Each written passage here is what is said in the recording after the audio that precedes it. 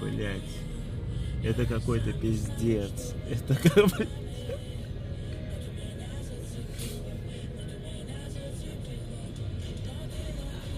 Ребят, это дно. Это дно.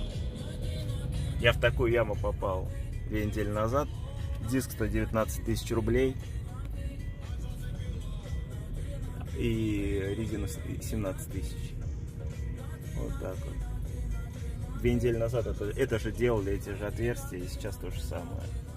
Бочаров, что ты делаешь вообще тут с Волгоградской области?